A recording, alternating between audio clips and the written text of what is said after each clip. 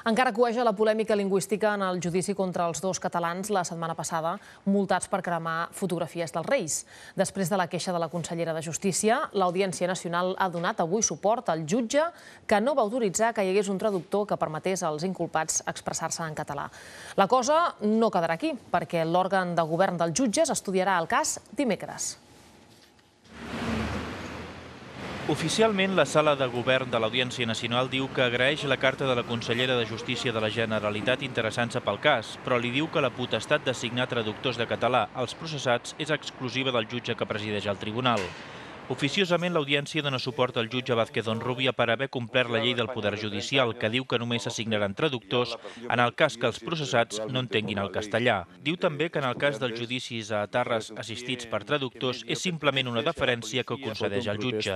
Precisament per això, el vocal del Poder Judicial, Alfons López Tena, ha presentat un escrit contra Vázquez Onrubia, el qual acusa de prevaricació i discriminació.